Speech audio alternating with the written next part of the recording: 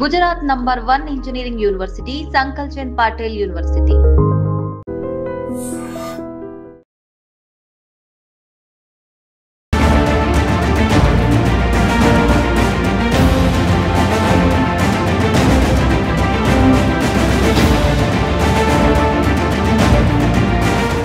Love jihad ఈ పేరు వింటేనే అసలు భయపడిపోయే సిచ్యువేషన్కి వచ్చింది. ఎందుకంటే ఎన్ని మోసాలు, ఎంతమంది అమ్మాయిలు ఇట్లా ఒక ముస్లిం అబ్బాయిని పెళ్లి చేసుకుంటే అంతే మీ జీవితాలు సర్వనాశనం అని ఎన్ని ఇన్సిడెంట్స్ జరిగినప్పటికీ కూడా ఎప్పుడో చోట ఎక్కడో చోట ఇట్లాంటి లవ్ జిహాద్ కేసెస్ బయటపడుతూనే ఉన్నాయి.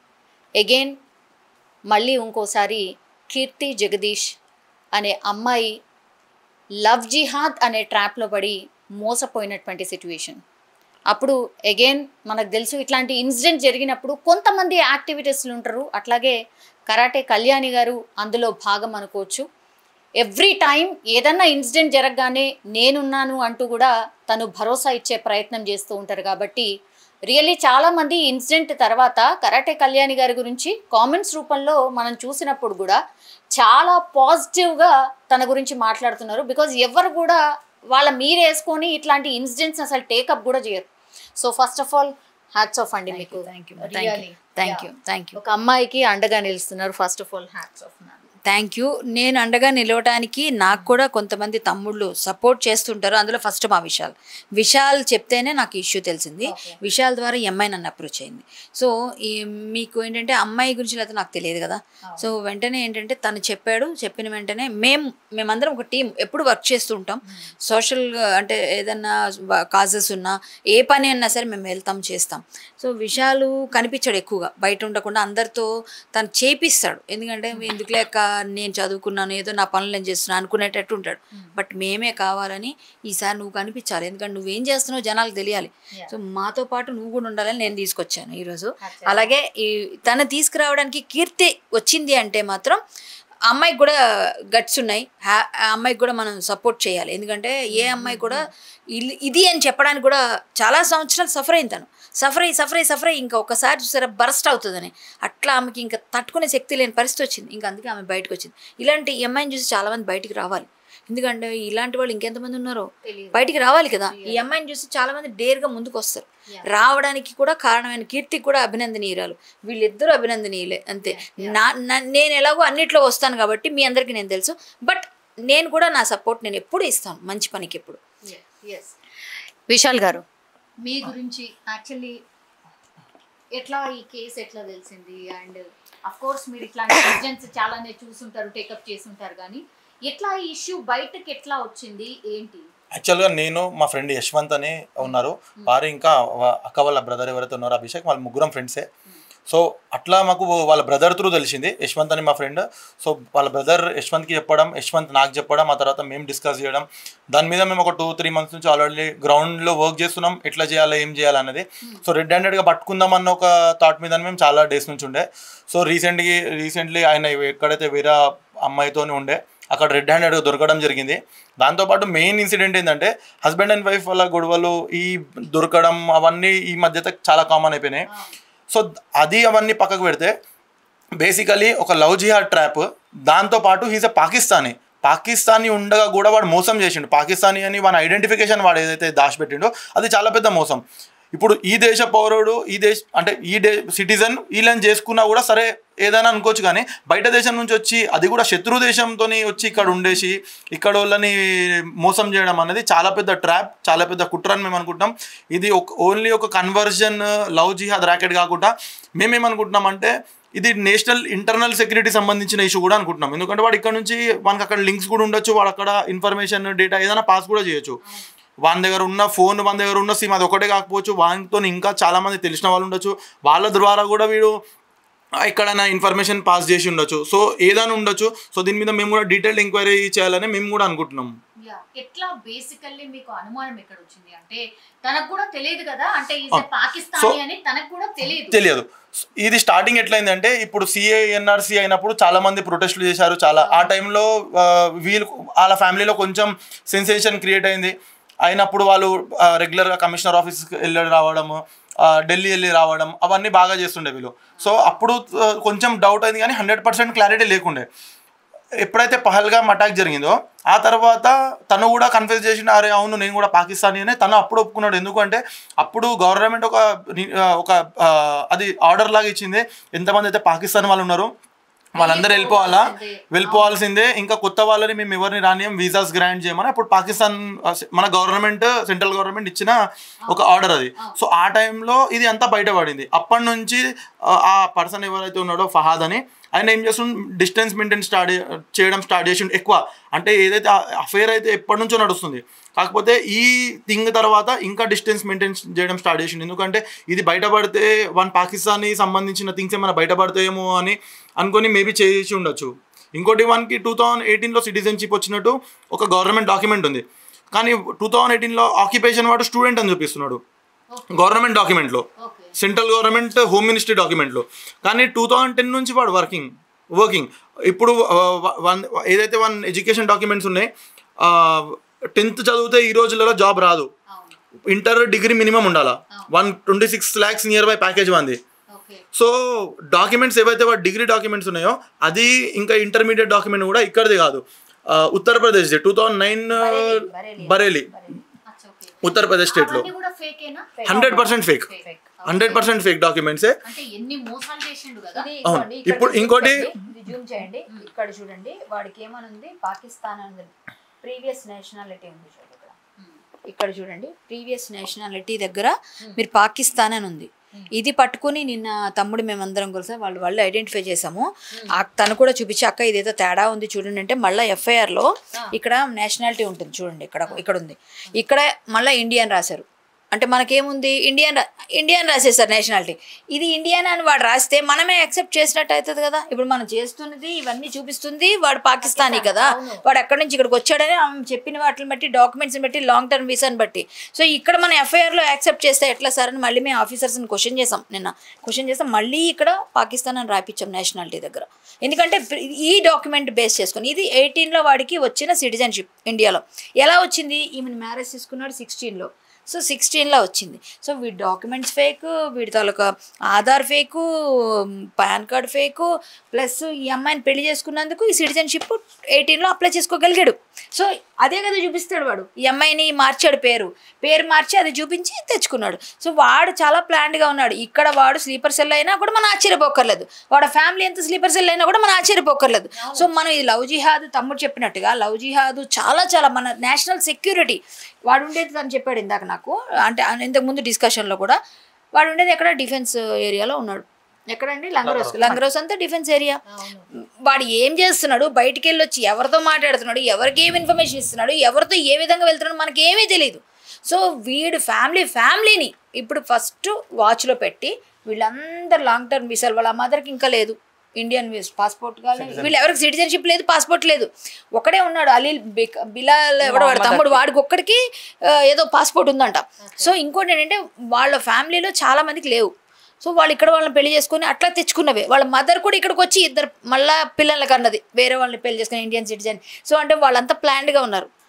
Okay, his belongs to Pakistan. But ఇక్కడికి వచ్చిన తర్వాత మొత్తం అంతా ఇక్కడ సిటిజన్షిప్ తెచ్చేసుకొని వాళ్ళు ఏంటంటే ఓటు కూడా వేస్తున్నారండి. అసలు మన అధికారులు ఏం చేస్తున్నారు, మన వ్యవస్థ ఏం చేస్తుంది, ఎవరు వీళ్ళకి సపోర్ట్ చేస్తున్నారు, ఎక్కడి నుంచి ఎవరు వీళ్ళకి ఎక్కడి నుంచి ఏం చెప్పిస్తున్నారు, ఇదంతా ఫస్ట్ రావాలి అంటే బయటకు వచ్చి ఈ అమ్మాయి వల్ల ఈరోజు ఒక నేషనల్ ఇష్యూ అయ్యి ఇది మన దేశ భద్రతకి సంబంధించిన ఇష్యూ అవుతుంది.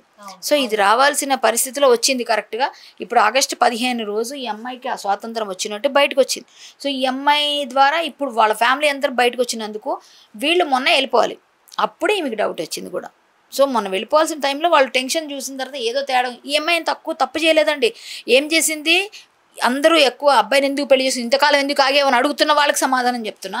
ఈ అమ్మాయి ఆల్రెడీ విషయాలు తీసుకొని 1 month కిందనే ఐబీకి కంప్లైంట్ చేసింది. తన పని తను చేసింది, తన రైట్ తను ఏంటంటే తను ఇండియన్గా తను చేయాల్సిన తన పని తను చేసింది. ఇవాళ రాలేదండి అమ్మాయి. చాలామంది చాలా తప్పుగా మాట్లాడుతున్నారు, ఇంతకాలం ఎందుకు రాలేదు బయటకని.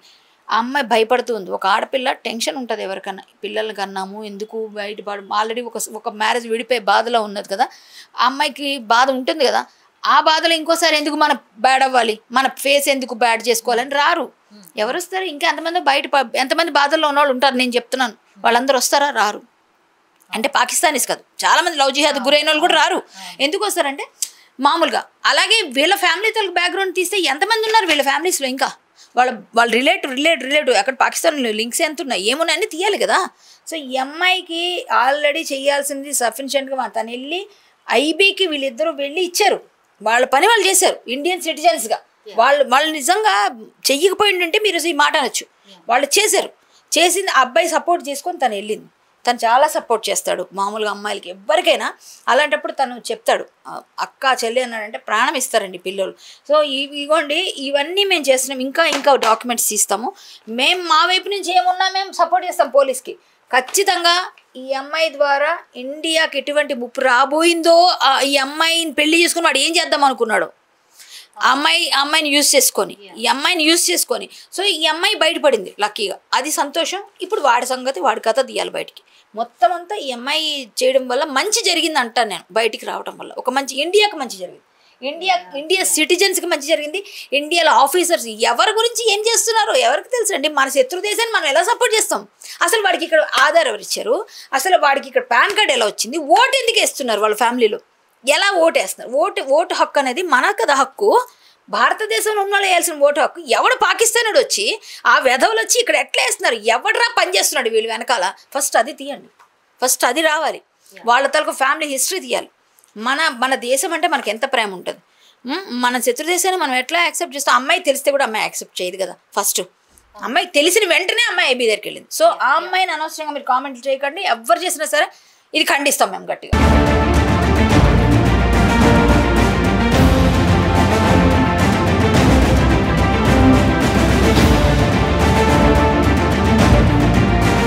కేంద్ర సర్కార్ అంత స్ట్రిక్ట్గా చెప్పింది, ఎందుకంటే ఆపరేషన్ సింధూర్ ఎంత భయంకరంగా జరిగిందో మనకు కూడా తెలిసిందే.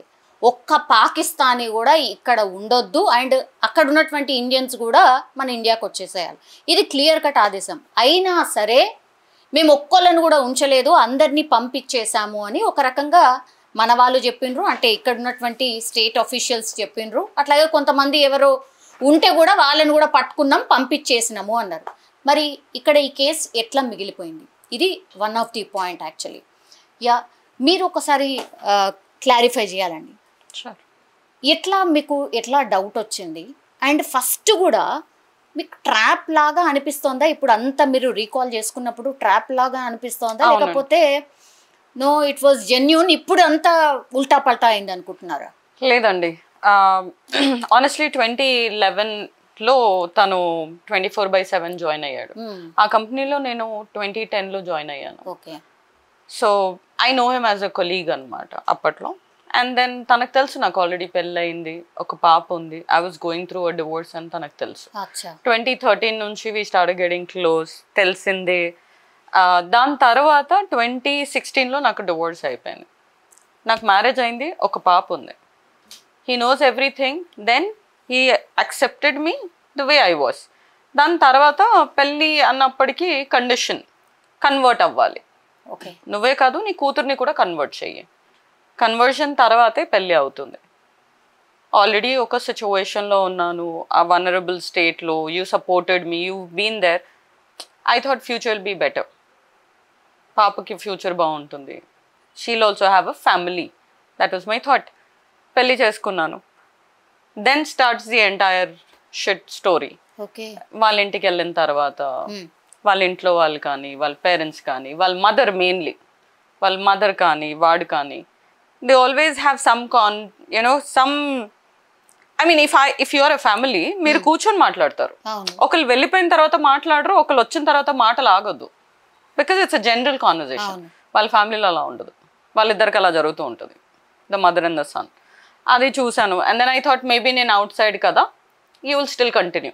వాళ్ళు ఏమైనా అన్నారు అంటే ఆ రోజు you should see that I'm beaten up badly. కొడతాడు, తిడతాడు, నోటుకు వచ్చినట్టు వాగుతాడు. వన్ థింగ్ ఏంటంటే తనకి నా వీక్ పాయింట్ తెలిసిపోయింది. ఆల్రెడీ డివోర్స్ అయింది, వాళ్ళ ఇంటి నుంచి వచ్చేసింది, మళ్ళీ రివర్స్ వెళ్ళలేదు కదా, ఇక్కడే పడి ఉండాలి. అది నా వీక్ పాయింట్ అయిపోయింది. అక్కడే పడి ఉండాలి కాబట్టి అలాగే పడి ఉండిపోయాను. 2018లో నాకు బాబు పుట్టాడు. I had no information about that citizenship document కూడా.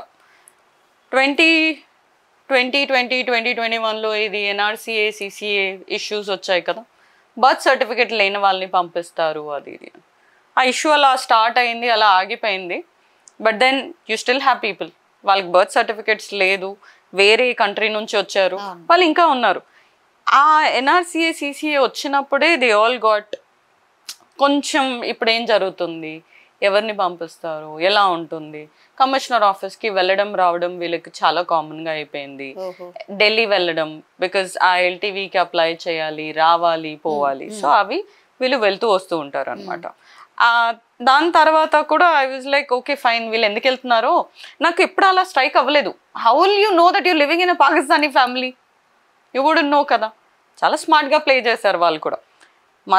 వాళ్ళ మదర్ ఇక్కడికి వచ్చిన తర్వాత ఫహద్ ఆల్మోస్ట్ 17 years అంట. అప్పుడు వాళ్ళ మదర్కి అప్పుడు పెళ్ళయి she had a son with another man. Okay right. ఇప్పుడు ఆమెకి 2 పిల్లలు ఆయనతో. ఓకే ఓకే, ఆ ఏజ్ డిఫరెన్స్లోనే మీకు అర్థమైపోతుంది. అదే కాకుండా వీళ్ళు అలా కంటిన్యూ అయిపోయింది కదా. నేను అంటే వాళ్ళు ఎలా అంటే ఇక్కడ పెళ్లి చేసుకుంటే సిటిజన్షిప్ మీకు వచ్చేస్తుంది, ఫైన్. వీళ్ళ డాక్యుమెంట్స్ అంతా అండి చాలా ఫోర్జ్డ్. వీళ్ళ మదర్ పేరు ఆన్ డాక్యుమెంట్, ఈ డాక్యుమెంట్లో కూడా మ్యామ్ మీ దగ్గర ఉంది కదండి ఆ సిటిజన్షిప్ డాక్యుమెంట్, వాళ్ళ మదర్ పేరు ఇక్కడ ఫరీసా షాహీద్ అని ఉంది. ఆమె LTV డాక్యుమెంట్లో కూడా ఫరీసా షాహీద్ అనే ఉంది. ఆమె పాకిస్తానీ పాస్పోర్ట్లో కూడా ఫరీసా షాహీద్ అనే ఉంది. కాకపోతే తను ఇక్కడ SSC చేసింది 10th. ఆ డాక్యుమెంట్ బేస్లో ఆధార్ కార్డ్ మీద ఫరీసా షాహీన్ అని తెచ్చుకుంది. మొత్తం ఐడెంటిటీయే చేంజ్ అయిపోయింది. From Farisa Shaheed who is a Pakistani from Pakistan changed her name all of a sudden to Farisa Shaheen.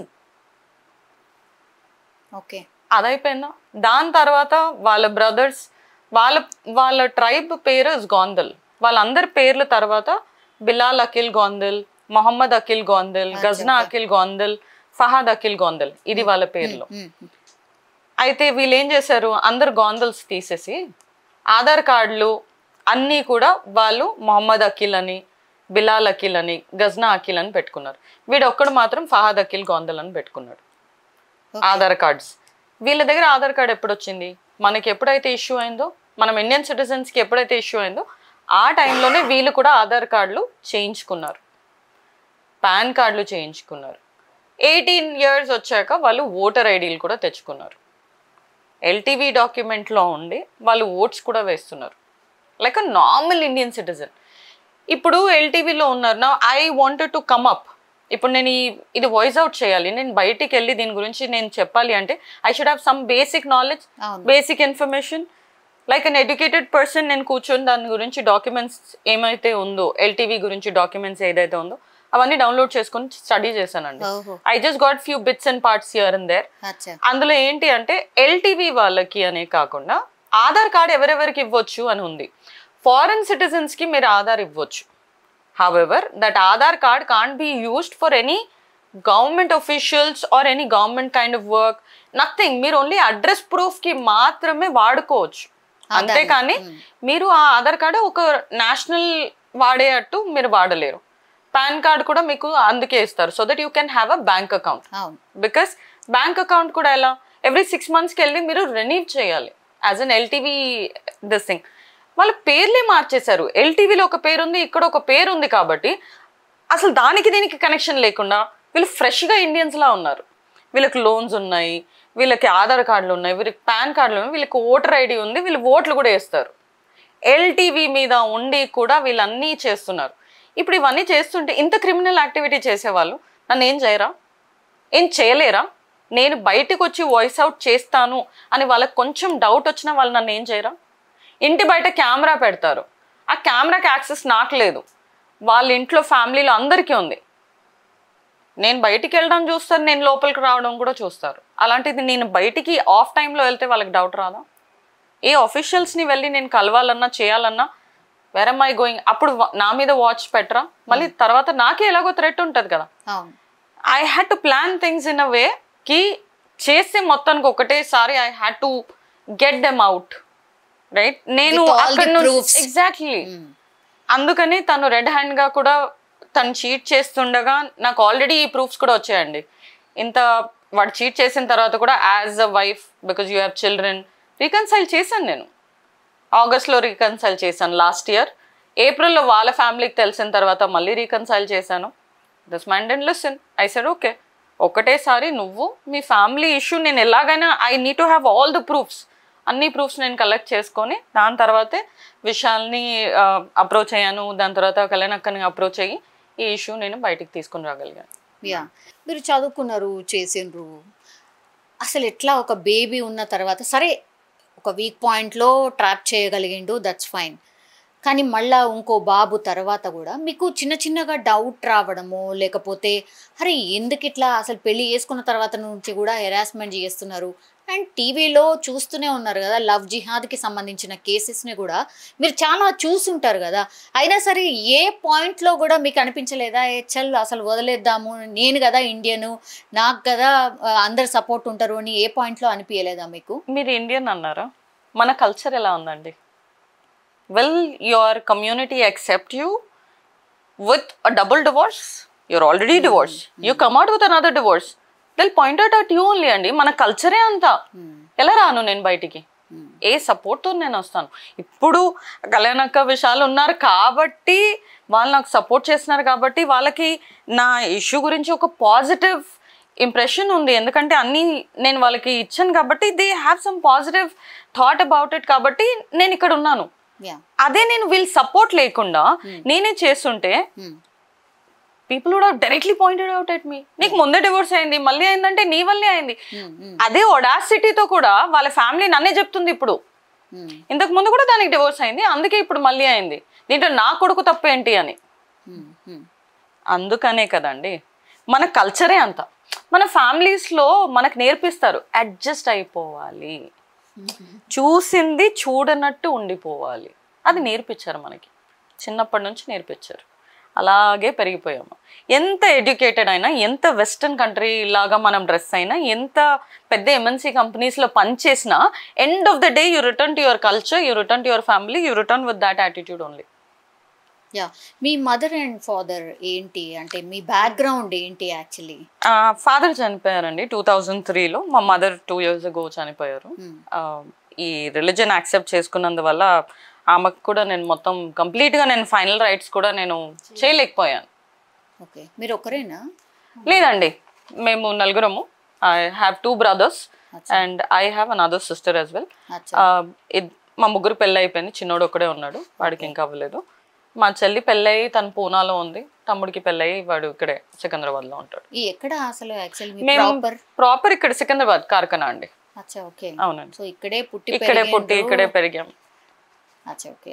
Yeah, ఇప్పుడు కళ్యాణి గారు ఇప్పుడున్నటువంటి పరిస్థితుల్లో తిన కేసుని టేకప్ చేసినప్పుడు మీకు ఎట్లాంటి ఇష్యూస్ బయటకు వచ్చాయి?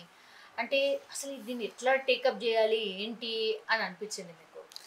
యాక్చువల్లీ నేను చాలా ఇష్యూస్ చేస్తామండి, చాలా మంది మమ్మల్ని అప్రోచ్ అవుతూ ఉంటారు. అన్ని కేసెస్ చేసినా కొన్ని చేస్తాం కానీ బయట చెప్పం, ఎందుకంటే సర్లే వాళ్ళు కూడా ఐడెంటిటీ క్రైసిస్ ఉంటాయి, లేకపోతే బయటకు వెళ్తే ప్రాబ్లమ్స్ వస్తాయని చాలా ఇష్యూస్ మేము టేకప్ చేస్తూనే ఉంటాం. ఎందుకంటే నేను as a social activist, as a Hindu activist, BJP leader, plus నేను ఒక అంటే మామూలుగా కూడా గట్టి వాయిస్ వెళ్తుంది కాబట్టి నన్ను అప్రోచ్ అవుతారు. అప్రోచ్ అయ్యేటప్పుడు నేను నన్ను నమ్మినప్పుడు నేను ఎంతవరకు న్యాయం చేయగలను అంతవరకు చేయాలి, అది నా పద్ధతి. చాలామంది ఇప్పుడు కూడా ఈ ఇష్యూ తర్వాత కూడా ఇంతకుముందు కూడా చాలా కాల్స్ వచ్చినాయి. ఇప్పుడు ఎంఐ విషయం టేకప్ చేసినప్పుడు మాత్రం ఎక్స్పెషల్లీ మేము లవ్ జిహాద్ కేసెస్ చాలా చేస్తాం. అర్ధరాత్రి కాల్స్ వస్తే వెళ్ళిపోతాం మేము. కానీ ఈఎంఐది స్పెషల్ కేసు. ఎలా స్పెషల్ కేసు అంటే వీడు పాకిస్తానీ అవటం, పాకిస్తానీని మనం యాక్సెప్ట్ చేయలేం, ఎట్టి పరిస్థితుల్లో చేయం. మనకి ఎందుకంటే రైవల్ కంట్రీ. సో అలాంటి కంట్రీ నుంచి వచ్చి వాడు ఇక్కడ ఓటేస్తున్నాడు అంటే నాకు మామూలుగా రావట్లేదు, కోపం మండిపోతుంది ఒక విధంగా చెప్తే, అంత కోపం నాకుంది. సో నా దేశంని నువ్వు మోసం చేస్తున్నావు అన్ని విధాలుగా, నా దేశం డబ్బు తింటున్నావు, నా దేశంలో తిండి పని అన్నీ చేస్తూ నా ఇంట్లో తింటూనే నాకే కన్నం వేస్తున్నావు నువ్వు, అంతే కదా. దాని అర్థం ఏంటి, మన దేశంనే మనం ఇది చేస్తున్నాడు, నువ్వు ఈ తిన్నింటి వాసాలు లెక్క పెడతారంటారు కదా, వాళ్ళు చేస్తున్న పని అదే. వాళ్ళ ఫ్యామిలీ డబ్బులు సంపాదించుకోవడానికి ఇండియా కావాలి, వాళ్ళు ఉండడానికి ఆధార్ కార్డులు ఇవ్వాలి, వాళ్ళకేమో లోన్లు రావడానికి ఐటీ వాళ్ళకి అన్ని సపోర్ట్ చేసి అన్నీ చేసుకోవాలి. వీళ్ళు అన్నీ చేసి ఇండియాకే నువ్వు ఏదో చేస్తావు. ఇప్పుడు చేస్తున్నావా లేదా అనేది బయట తేలుతుంది. కానీ నీ వల్ల ఇంకెవరైనా చేస్తున్నారేమో నీ తరపు నుంచి, నీ తాలూకా ఫ్యామిలీస్లో. అందువల్ల ఈఎంఐని స్పెషల్ కేసుగా తీసుకొని కొంచెం థ్రెట్ ఉంది. ఎన్నో రకాలుగా ఫోన్లు వస్తాయి, ఎన్నో రకాలుగా ఆల్రెడీ నాకు ఫోన్లు వచ్చాయి, కొన్ని ఫోన్లు వచ్చాయి. ఒక ఆమె అయితే డైరెక్ట్గా చెప్పింది, ఒక తెలిసిన ఆమె ఎవరో, ఆ అబ్బాయి టోలీ చౌకీలో పుట్టాడంట, బర్త్ సర్టిఫికేట్ మా దగ్గర ఉంది అని. సో మరి ఈ సర్టిఫికేట్ ఏంటో, మన ఈ పేపర్ ఏంటో నేను ఆవిడకి అడగాలనుకుంటున్నా.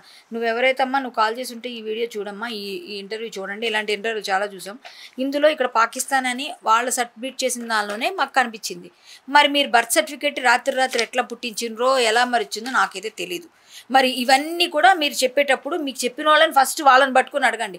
కళ్యాణి చెప్పిన మాటే కరెక్ట్ అంట, మరి మీరు నాకు చెప్పిన బర్త్ సర్టిఫికేట్ మీరు ఎలా ఇస్తారో మరి నాకు అర్థం కాలేదని వాళ్ళని అడగమని ఆవిడని అడుగుతున్నాను ఇప్పుడు నేను. అంటే ఇలాంటి కాల్స్ కూడా వస్తాయి. అంటే ఆవిడ ఏమని చెప్పింది, పెద్ద వాళ్ళు బీజేపీ లీడర్ కదా నేను, మీ బీజేపీ లీడర్ పెద్దోళ్ళతో కూడా మాట్లాడతాను నేను, నువ్వు అనవసరంగా దీన్ని రప్చర్ చేస్తున్నావు. నేను రప్చర్ చేయడం ఏంటి, ఆమె చెప్పిన వాటిలో ఫ్యాక్ట్స్ ఉన్నాయి, దానిలో అన్నీ ఉన్నాయి కాబట్టి నేను ఫ్యాక్ట్స్నే పట్టుకుని వెళ్తున్నా. నేను అన్నీ చెక్ చేసిన తర్వాత ఈ కేసు టేకప్ చేశాను. చెక్ చేసిన తర్వాతనే ఆ విషయాలు అంత ఎడ్యుకేటెడ్ కాదా, అబ్బాయి జర్నలిజం ఎంఏ చేశాడు, జర్నలిజం చేసిన అబ్బాయి, ఆ అబ్బాయికి అంతా ఎడ్యుకేటెడ్ కాకుండా అబ్బాయి లేడు. అబ్బాయి చూసి ప్రూఫ్స్ లేకుండానే చేసేస్తాడా? తను చెప్పిన కేసు ఏదైనా నేను టేకప్ చేస్తాను. ఎందుకు, తను ఆల్రెడీ జెన్యూనిటీ ఉంటేనే చెప్తాడు.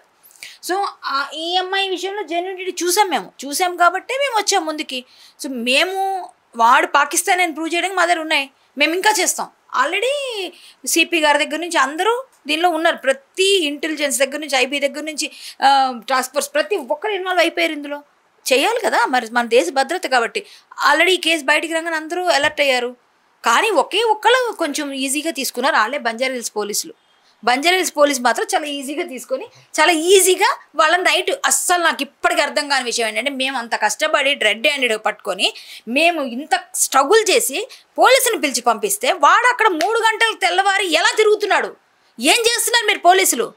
మీరు ఆధార్ కార్డులు, ఈ ఓటర్ ఐడీలు, వీళ్ళు ఎవరెవరు ఇచ్చారో వాళ్ళందరి పేర్లు బయటకు వస్తే ఆఫీసర్స్ ఎవరు ఇచ్చారో అందరినీ బయట తీసుకుని వాళ్ళని సస్పెండ్ చేస్తారు. ముందు ఈ పోలీసుల సంగతి ఏంటి?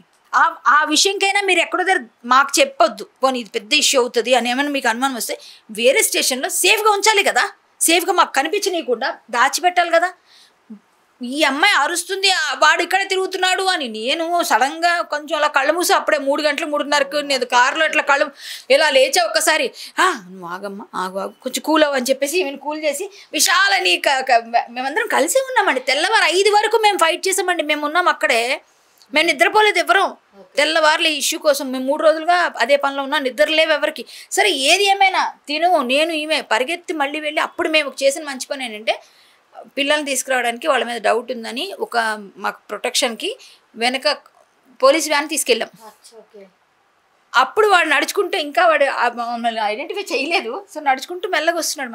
మళ్ళీ అక్కడ వెళ్ళి అడిగి ఈ ఫోటో, అమ్మాయితో కలిసిన ఫోటో చూపించేవాడికి, నువ్వే కదా అంటే ఎస్ అన్నాడు. అబద్ధాలు చెప్పరండి వాళ్ళకి, అదొకటి ఉంది. క్లియర్ ఒప్పుకుంటారు నిజంగా ఆడ అబద్ధం చెప్పలే. ఎస్ నేనే అన్నాడు. అంత అమ్మాయి ఫోటో చూపిస్తే నీ దగ్గర వచ్చింది ఫోటో అనాలి కదా, అనకుండా నేను ఎవరు తెలియదు కదా అప్పుడు దాకా. సో వాళ్ళని చూశాడు అక్కడ, కానీ చూసినా సరే అని ఎస్ అన్నాడు. నీ పేరు ఇదే కదా, ఎస్.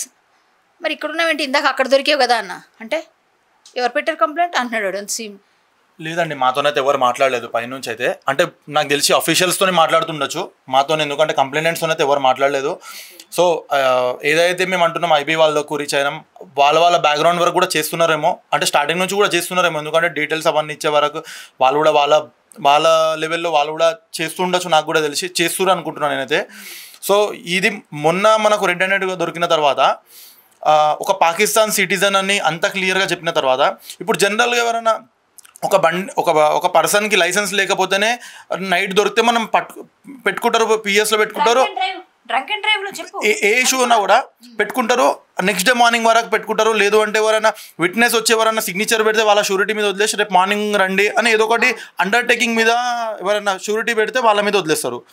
ఇప్పుడు ఇక్కడ పాకిస్తాన్ అని చెప్పిన తర్వాత కూడా, అంత రెడ్ హ్యాండెడ్గా పట్టించిన తర్వాత కూడా మన బంజారాహిల్స్ ఇన్స్పెక్టర్ సార్ గారు సారే ఉండే అక్కడ, సార్ అంతా ఈజీగా ఎట్లా వదిలేసినారు. ఇప్పుడు పాకిస్తాన్ అని చెప్పిన తర్వాత యాక్చువల్గా సీరియస్నెస్ ఎవరికైనా వస్తుంది, ఈ నేషనల్ సిటిజన్ లాగా ఒక శత్రు కంట్రీ అన్నప్పుడు మనకు ఆటోమేటిక్గా ఒక ఫీలింగ్ వస్తుంది, అరే పాకిస్తాన్ కూడా అని. ఈరోజు క్రికెట్ ఆడడానికి మన వాళ్ళు ఎంకాలు పోతున్నారు, వాళ్ళతో ఎవరు ఆడతారు భయ్ అని. అసలు ఒక పాకిస్తానోడు ఇక్కడ ఉన్నాడు అంటే ఒక కొంచెం బేసిక్ ఎంక్వైరీ అయినా చేయాల్సింది, అరే వీడు పాకిస్తానోడా కాదా అని. ఇప్పుడు ఆ నైట్లో వానికి అంత ఈజీగా వదిలేసి మళ్ళీ అదే పర్సన్ అక్కడ వాకింగ్ చేసుకుంటా కనిపించడం అనేది ల్యాప్సెస్ ఆఫ్ సెక్యూరిటీ అని కూడా మేము అనుకుంటాం. ఎందుకంటే నెక్స్ట్ డేనే ఇండిపెండెన్స్ డే, 14th రోజు ఇన్సిడెంట్ జరిగింది, 14th రోజు నైట్ పట్టుకున్నప్పుడు వాడిని తీసుకెళ్ళి మాకేమని చెప్పారు అంటే మేము బంజారాహిల్స్ పిఎస్కి అప్పచెప్తున్నామని చెప్పినారు ఇన్స్పెక్టర్ సార్. బంజారాహిల్స్ పిఎస్ వాళ్ళు వచ్చేసి తీసుకెళ్తున్నామని చెప్పారు. మేము బంజారాహిల్స్ పిఎస్ కూడా వెళ్ళాము, వెళ్తే అక్కడ లేరు. అక్కడ నుంచి మళ్ళీ ఫోన్ చేస్తే ఏమో అంటున్నారు. ప్రతి ఆ పిఎస్ వాళ్ళ పిఎస్ వెహికల్లో వెళ్ళినప్పుడు సో పిఎస్ వాళ్ళు కొంచెం ఇప్పుడు కంప్లైంట్ అయినా రెస్పాన్సిబుల్గా చెప్పాలి కదా ఇక్కడ ఉన్నారు అని, ఏం చేసినారు, వాట్ ఈస్ యాక్షన్ టేకెన్, ఏదో ఒకటి చెప్పాలి కదా, ఏం చెప్పలేదు. సరే వాడు పాకిస్తాన్ వాడు, maybe security reasons law and order issue అవుతుంది లేదు, స్టార్టింగ్లో చెప్పలేదు. స్టార్టింగ్లో ఏమన్నారు అంటే లా అండ్ ఆర్డర్ ఇష్యూ అవుతుంది అట్లా అని మాకు ఎక్కడ తీసుకెళ్ళారని చెప్పలేదేమో. మళ్ళీ డైవర్ట్ చేయడానికి లేదు మీ రెసిడెన్స్ అడ్రస్ మీరు లంగరోజ్ కదా సో అక్కడికి వెళ్ళండి మేము అక్కడ పంపిస్తామన్నారు. మేము అక్కడికి వెళ్ళి అక్కడ కూడా అడిగాం, నైట్ ఆఫీసర్స్ కూడా వచ్చారు, వాళ్ళని కూడా అడిగాం. కానీ వాళ్ళు ప్రతి ఒక్కరు ఒకటి అన్నారు, లేదా ఇక్కడైతే ఎవరు రాలేదు. అయినప్పటికీ కూడా మీరు ఇక్కడ లోకల్లో ఉంటారు కదా, మీకు అన్యాయం జరిగింది కదా, మీరు ఇక్కడ కంప్లైంట్ ఇవ్వండి, మేము తీసుకుంటాం. ఆ తర్వాత ఏదైనా పిఎస్ ఏదైనా మారిస్తే 0 FIR చేసి మేము వేరే దగ్గర పంపించేస్తాం. సో మీరైతే ఫస్ట్ కంప్లైంట్ ఇవ్వండి అని. నైట్ 3 o'clock వరకు మేము కూర్చొని జరిగినట్టు స్టార్టింగ్ నుంచి ఎండింగ్ వరకు మొత్తం కంప్లైంట్ రాసిచ్చాము. సో అక్క వాళ్ళ డాటర్ ఇంకా సన్ అక్కడ లంగరౌజ్లోనే నేతాజీ నగర్ కాలనీలో ఉంటారు. సో అక్కడ మేము వెళ్ళాము వాళ్ళ పిల్లలను తీసుకురానికి. ఎందుకంటే ఆ పిల్లలు అక్కడ సేఫ్ కాదు, సేఫ్టీ లేదు, చిన్న పిల్లలు, వాళ్ళకి అమాయకురాలు, వాళ్ళకి ఏం తెలియదు. సో వాళ్ళకి తీసుకురానికి వెళ్ళేటప్పుడు మాతో పాటు పెట్రోల్ కార్ కూడా వచ్చింది. ఒక ASI సార్ ఉన్నారు, ఒక 2 కానిస్టేబుల్స్ కూడా ఉండే. సో వెళ్ళి వాళ్ళని తీసుకురానికి వెళ్తున్నాం. ఆ కాలనీలో ఎంటర్ కాగానే వాడు షార్ట్స్ తీసుకొని మంచిగా వాకింగ్ చేస్తున్నాడు వాళ్ళ బ్రదర్తో పాటు, ఏం లేనట్టు. అంటే ఒక పాకిస్తానీ ఇప్పుడు పహల్గామ్లో జరిగిన అటాక్లో ఉన్న టెర్రరిస్టులు ఎక్కడైనా వాళ్ళ తల మీద రాసి ఉంటుందా అండి టెర్రరిస్ట్ అని? ఉండదు. సో ఈయన కూడా టెర్రరిస్ట్ కాదని ప్రూవ్ ఎట్లా చేస్తారు? సో దాని మీద కొంచెం బేసిక్ ఎంక్వైరీ జరగాలి. పాకిస్తాన్ అనగానే ఫస్ట్ బేసిక్ ఎంక్వైరీ అనేది చేయాల్సింది. డైరెక్ట్ వదిలేయడం అనేది చాలా పెద్ద సెక్యూరిటీ ల్యాప్సెస్. మన హైదరాబాద్ పోలీస్ ఈరోజు చాలా ఈ ఇన్స్పెక్టర్ వల్ల మేబీ హైదరాబాద్ పోలీస్ పేరు ఖరాబ్ కావచ్చు. ఎందుకంటే హైదరాబాద్ పోలీస్ ఈరోజు ఆల్ ఇండియాలో బెస్ట్ పోలీస్ అని అన్ని స్టేట్స్ వాళ్ళు కూడా అంటారు. చాలా వెరీ ఫాస్ట్గా ఏదైనా యాక్షన్ తీసుకుంటారు, ఏదైనా కూడా ఎవిడెంట్లీ చాలా ఫాస్ట్గా ఏదైనా పని అయిపోతుంది అన్నట్టు ఒక పేరు హైదరాబాద్ పోలీస్ ఉంది. కానీ ఇట్లా ఒక పాకిస్తానీ పర్సన్ అని చెప్పిన తర్వాత కూడా అంత ఈజీగా వదిలేయడం అనేది చాలా హైదరాబాద్ పోలీస్కి కూడా చాలా రిమార్క్ తెచ్చే థింగ్ ఇది.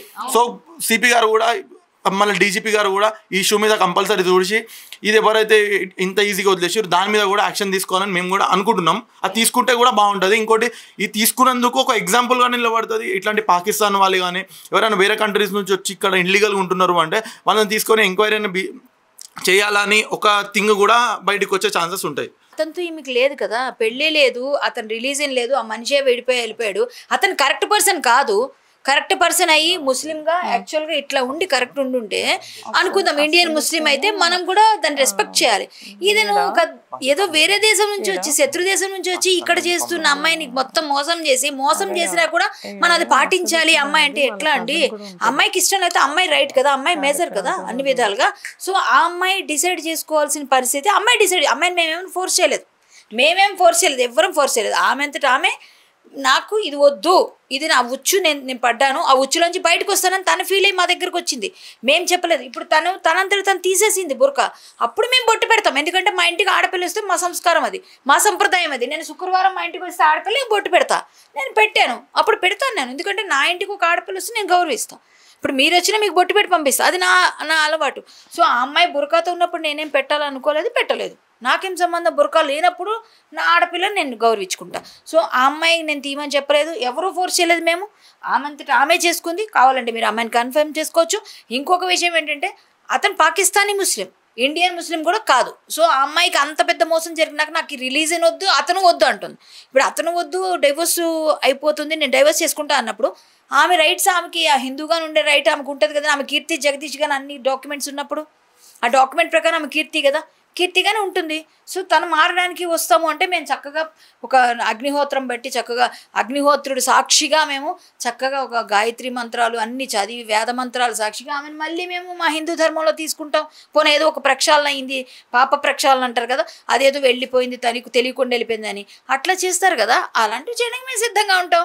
మేము కళ్యాణి గారు కొన్నేళ్ల పాటు తను ఆ ఫ్యామిలీతో ఉండింది, ఈమె మీద కూడా డౌట్స్ ఉంటుంది కదా. అడగండి, నమాజ్ చదివిందా, కల్మా చదివిందా, ఇవన్నీ ఉన్నాయా అడగండి. ఏం చేయలేదు, ఆమెకి ఏమి తెలియదు అంటే ఆమెకి నేర్పలేదు, అతనికే రాదంట ఆమె చెప్తుంది కదా, అతనికే తెలియదు, నా కొడుకు ఏం నేర్పలేదు, నా కొడుకు కూడా ఏమీ రాదు, నా కూతురికి కొడుకు ఏం చెప్పలేదు, అతనికే రాంది మాకేం చెప్తాడు. సో ఓన్లీ ముస్లిం అదొకటే, నాకేమీ తెలియదు, నేను నమాజ్ ఏ రోజు చేయలేదు, నేను ఏ రోజు కల్మా చదవలేదు అని చెప్తుంది ఆమె డైరెక్ట్. నేనే కాదు వాళ్ళ ఫ్యామిలీ కూడా మీకు చెప్తారు నేను ఏ రోజు ఎప్పుడు చేయలేదు అని. సో అలాంటప్పుడు ఆమె ఓన్లీ పేరు ఒకటే మార్చారు, అక్కడ బుర్కా ఒకటే వేసారు అంతే. తన లోపల ఉన్న హిందుత్వాన్ని హిందూ స్త్రీతాలుగా ఇవన్నీ మార్చలేకపోయారు వారు. ఆమె లోపల ఉన్న హిందుత్వాన్ని కానీ ఎవరు తీయలేరు. ఆమెకి మళ్ళీ గుర్తొచ్చి బుద్ధి వచ్చి నేను తప్పు చేసినా కదా నా ఆమె బ్యాక్ వచ్చినప్పుడు మేము రావద్దు మా ఇంటికి రాకపో అంటామా? మేము ఆహ్వానిస్తాం. మా ఇంటికి మా పిల్ల వస్తే మేము తెచ్చుకుంటాం. తప్పులు అందరూ చేస్తారు, తప్పు చేసిన వాళ్ళని అలాగే ఉంచుతారా? తప్పు చేసిన వాళ్ళు మేము దగ్గర తీసుకుంటామండి. తప్పు చేసిన ఒప్పుకున్నాక సరే అయిపోయింది ఇప్పటి నుంచి మంచిగా బుద్ధిగుండని పిల్లలకే చెప్తాం. అలాగే చిన్నపిల్లలాగా వాళ్ళ ఇంట్లో వాళ్ళు కానీ ఎవరైనా, ఇప్పుడు ఎవరున్నారు ఆమెకి అమ్మ నాన్న లేరండి, వాళ్ళ అత్తలు వాళ్ళ చెల్లెళ్ళు వాళ్ళు ఇప్పుడు పెద్ద దిక్కుగా మా దగ్గరికి వచ్చినప్పుడు మేము చేయాల్సింది హెల్ప్ చేస్తాం. మేము చేయాలి కదా, మన పిల్లలు మన దగ్గర తీసుకుంటాం కదా, తప్పు కాదు కదా అదేమి.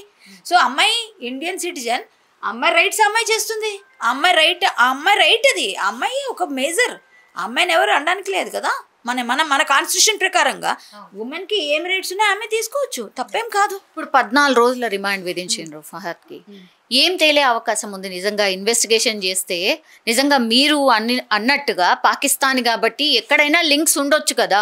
ఇందులో ఎప్పుడు అగైన్ మీరు బీజేపీలు ఉన్నారు కాబట్టి కేంద్రం ఏమన్నా ఇన్వాల్వ్ అయ్యే అవకాశం ఉందా? మీరేమన్నా ఎక్కడైనా కంప్లైంట్ చేసే ప్రయత్నం చేసిరా? మేము విషయాలంతా కలిసి లీగల్ ఫైట్ చేస్తాము, పెద్దవాళ్ళకి ఇన్ఫార్మ్ చేస్తాము, ఎన్ఐఏకి చేస్తాము, ఐబీకి ఆల్రెడీ చేసాము, ఇంకా ఎక్కడెక్కడ అవకాశం ఉందో అన్ని దగ్గర చేస్తామండి.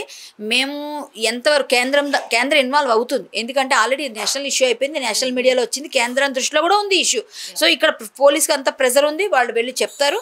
సో ఇది మేమెవరు చేయక్కర్లేదండి. ఆల్రెడీ ఒక పాకిస్తానీ అనగానే పహల్గామ్ తర్వాత ఇదంతా స్ప్రెడ్ అయిపోతుంది, చిన్న విషయం కాదు ఇది. సో ఆటోమేటిక్గా అందరికీ కాల్ ఉంది, ఇది ఇమీడియట్గా వాడి గురించి తేలేది ఏముండదు, వాడు పాకిస్తానీ వాడిని పంపించేస్తారు, అదే తేలుతుంది. మీరు చూడండి, మళ్ళీ మీరు ఇంటర్వ్యూ చేయొచ్చు కావాలంటే, మళ్ళీ వాడిని పాకిస్తాన్కి పంపించేస్తారు అన్నంత వరకు మనం వెయిట్ చేయొచ్చు.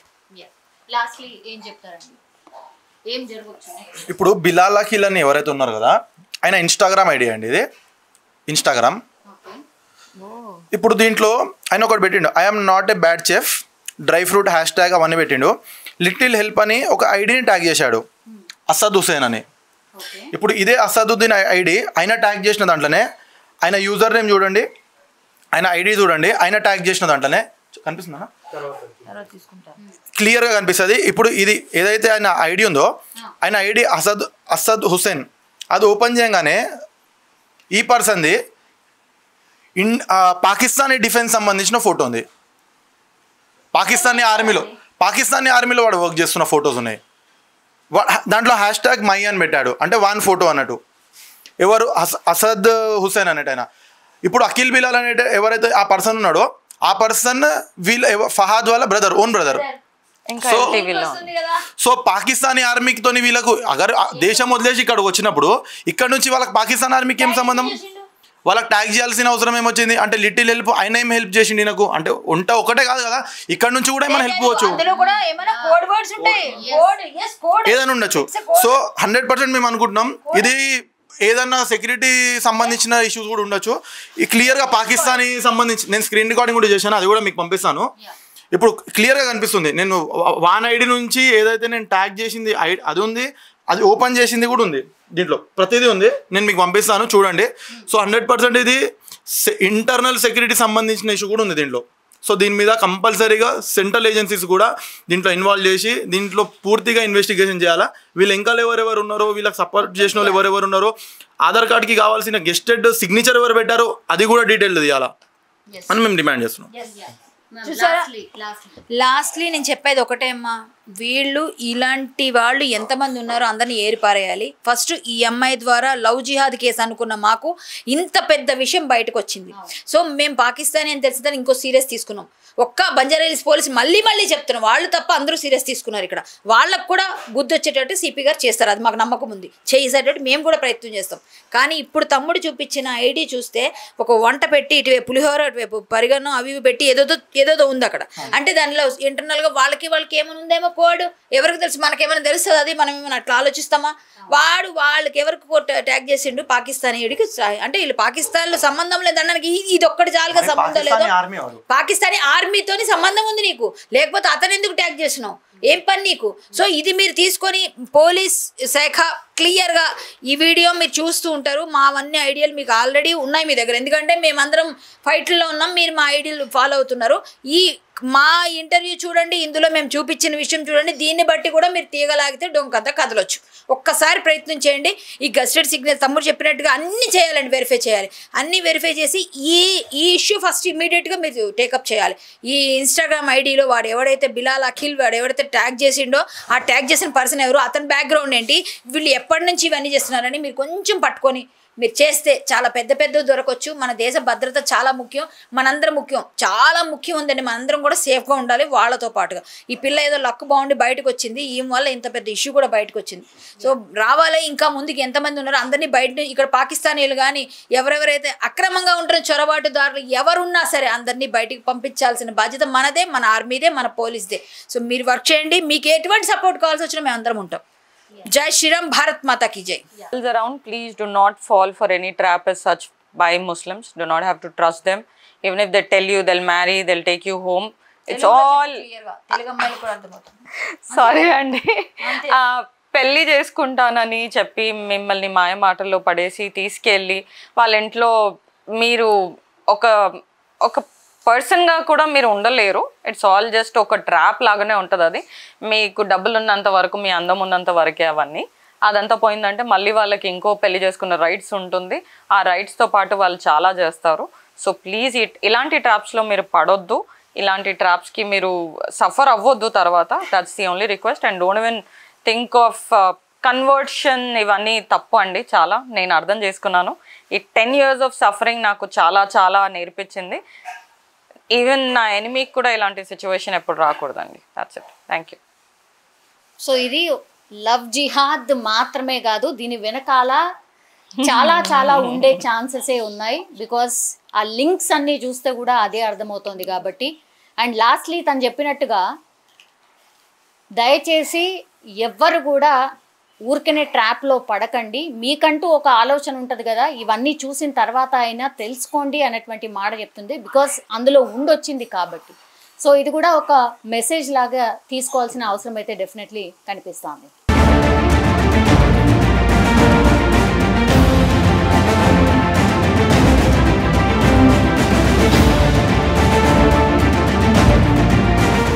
And for more videos, please subscribe to iDream. Please subscribe to iDream. Please subscribe iDream. And please subscribe to iDream. For more videos, subscribe to iDream. please like, share and subscribe to the channel. Congratulations, iDream. Subscribe to iDream. Subscribe to iDream. So subscribe to iDream Media. iDream ki iDream team अंदर की huge congratulations. Please subscribe iDream Media. Please subscribe to iDream. Subscribe iDream. Please subscribe to iDream.